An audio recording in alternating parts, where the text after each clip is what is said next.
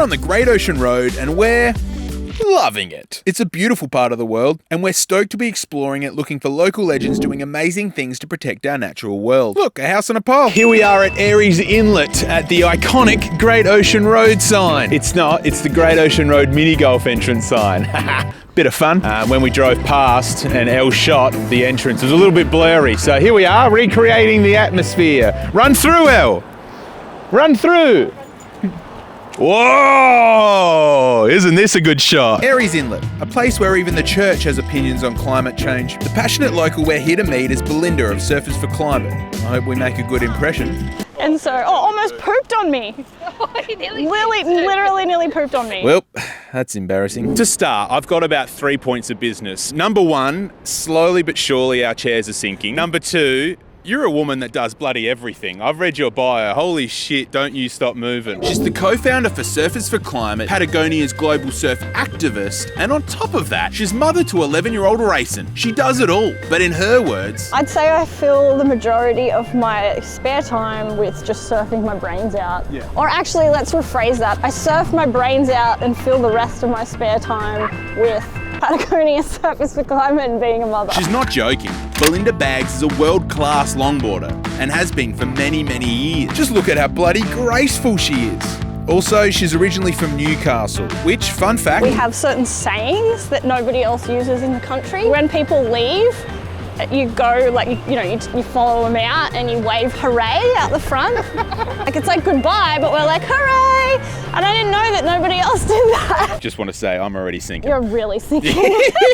Surfers for Climate. We started it back in about 2019. I think it was a brainchild in 2018, where it was kind of the end of the fight for the bite, which was a movement that saw tens and thousands of surfers from around Australia standing up to strongly oppose oil drilling in the Great Australian Bight. I was like, oh wow, surfers really do care about issues when they hit home. I went on a climate summit trip to Heron Island with the Climate Council, and I learned a heap about the threats that climate change poses to our ocean. Increased storm activity, cyclones, sea level rise, causing huge amounts of erosion on our coast, as well as sea temperature rise as well. And that's obviously having an effect on the coral reefs, which as surfers we love to surf over. And the bigger picture of that, which is that, it's affecting our oceans globally and food sources and things like that, but it's also having an effect on our reefs out here, like Great Southern Reef that runs along the southern and eastern coast of Australia and Tasmania, where it's completely wiping out kelp forests when there is a rise in that sea temperature. I feel like I need to prop you up. I'm kind of sinking. Should we move quickly? Let's move up here. I knew we'd sink, but none of them would go down that fast. And so just all these small effects that I was seeing really got me thinking with a friend, Johnny Abeg, who lives up in Byron, and he's had the same experiences, that a combination of all that momentum that was going on in the fight for the bite, and that surfers really did care and wanted to stand up and protect these places that we love so much, in combination with all these threats that we just learned about, as well as all the hopeful facts in terms of it being able to sequester carbon and really be the life source of our planet, that we wanted to get together and really create an organisation that rallies surfers to give a shit. You mentioned that you're, is it co-founder? Yep, co-founder. Yeah, from Byron Bay. You're not just based here in the Aireys Inlet area, are you? You're everywhere. Surfers for Climate really operates across our whole country. There's definite focus points where there's a lot of surfers, where we feel like we can potentially create a big movement and change, make a shift and change.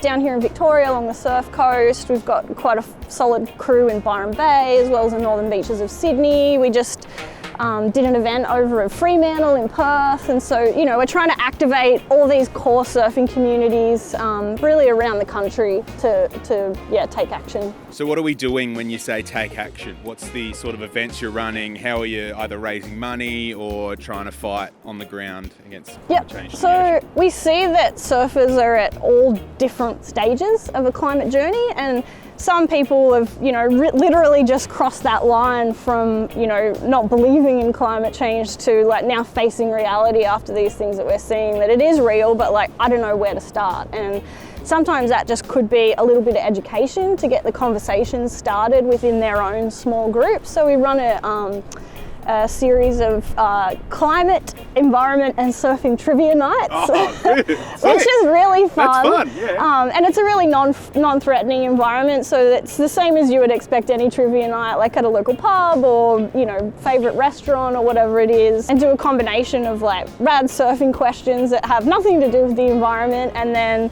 also questions that relate to, you know, the health of our oceans. It could be solutions based, it could be threats that have to do with climate change, and you know, the people that come along walk out of there just with a little bit of extra knowledge that then they go share with their broader audience. Everyone loves a nugget as well, a little nugget of trivia. It's like, did you know that and you're like, well, how did you find that out? Well, I found it out at the trivia night, and then from there and there and there. It's all centered around fun, you know, like surfing is essentially playing in the ocean, and so we all love a good time. Yeah.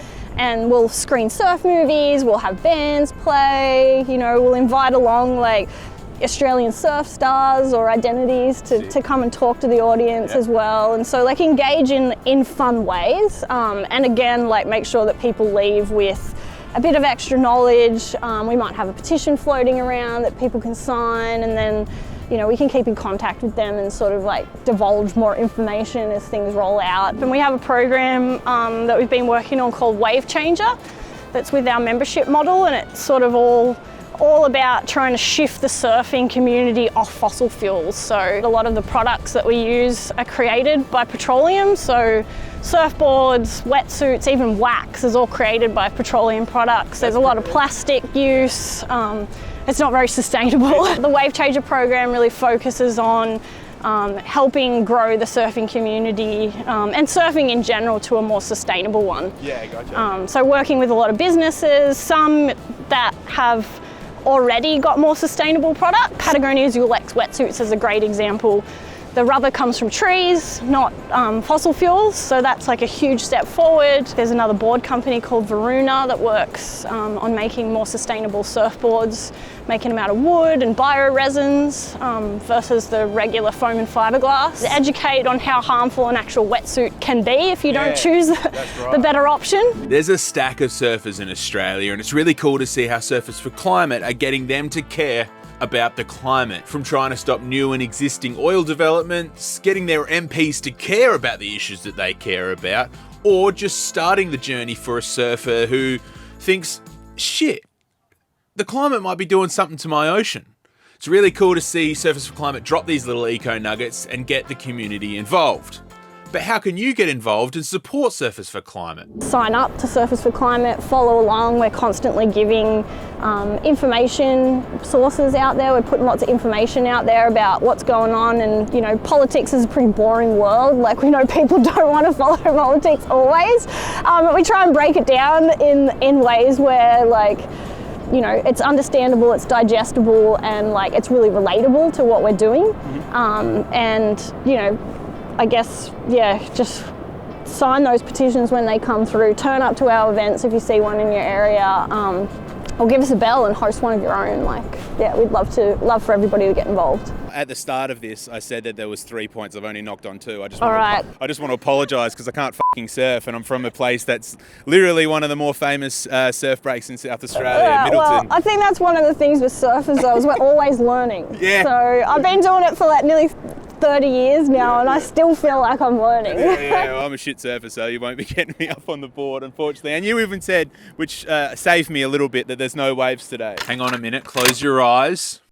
Now open them. Oh, I'm surfing. Isn't this good? Cowabunga, eh? Holy shit, it's a shark! If you like this video, consider watching our episode with the Ocean Crew as they try and put a stop to seismic testing in the same waters. Or, if you know a local legend doing amazing things to protect our natural world, make sure you comment down below. We'd love to hear from you. Anyway, I'll catch you on the next episode. I've got green rooms to hang out in. Hooray! Hooray!